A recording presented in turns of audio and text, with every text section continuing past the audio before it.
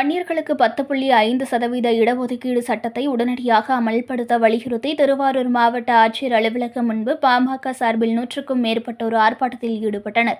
திருவாரூர் மாவட்ட ஆட்சியர் அலுவலகம் முன்பு பாட்டாளி மக்கள் கட்சி மற்றும் வன்னியர் சங்கம் இணைந்து மாவட்ட செயலாளர் வேலு பாஸ்கரன் தலைமையில் ஆர்ப்பாட்டம் நடைபெற்றது.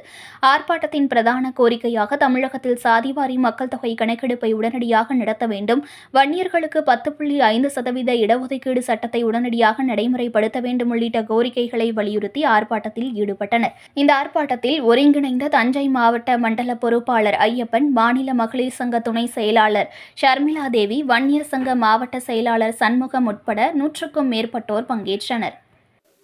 இனமான காவலர் மருத்துவர் ஐயாருடைய ஆணைக்கிணங்க தமிழகம் முழுவதும் 38 மாவட்டங்களில் இன்றைய தினம் தமிழகத்திலே ஜாதிவாரி கணக்கெடுப்பு நடத்த வேண்டியும், வன்னியர்களுக்கு 10.5 தனி இடஒதுக்கீடு வேண்டியும் மாவட்ட ஆட்சியாளர்களும் உண்டு. இன்றைய தினம் ஆண்கள், பெண்கள், இளைஞர்கள், விவசாயிகளுடைய சார்பிலே மக்கள் திரள் ஆர்ப்பாட்டமும் மனு கொடுக்க போராட்டமும் இன்றைய தினம் திருவாரூர் மாவட்டத்திலே மாவட்ட ஆட்சியாளர் முன்பு நடைபெற்றுக் கொண்டிருக்கிறது.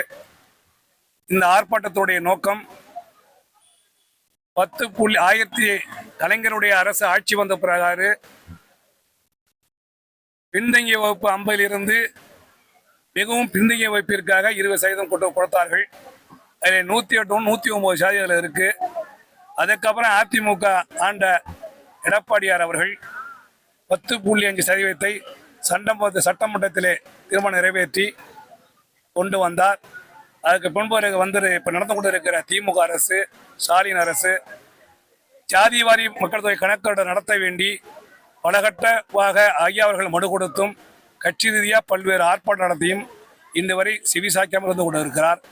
மிகவும் பின்தங்கிய இந்த வன்னிய மக்கள் ஏழைகளாய், விவசாய கூலிகளாய், மூட்டை தூக்கும் தொழிலாளிகளாய் இருந்து கொண்ட இந்த சமுதாயத்தை ஓரளவு இடஒதுக்கீடு பெற்று இன்ஜினியர்களா, மருத்துவர்களா வேலைவாய்ப்பில் பெற்று தந்திருக்கிற இனமான காவலர் இன்னும் அதிக வழியில் வர வேண்டும் என்று கூறி 10.5 கொடுத்தால் வன்னியர் வாழ்விலே வசந்த வீசும்.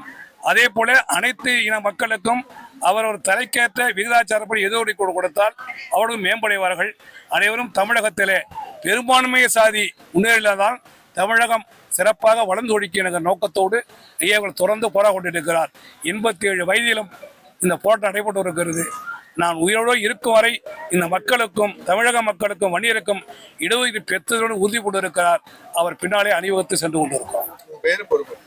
மயிலாடுதுறை எஸ். ஐயப்பன், தஞ்சை மண்டல பொறுப்பாளர், மாநில மகளிர் சங்க துணை செயலாளர் ஷர்மிளா தேவி சுரேந்திரன், திருவாரூர் வடக்கு மாவட்டத்துடைய செயலாளர் வேணு பாஸ்கர்.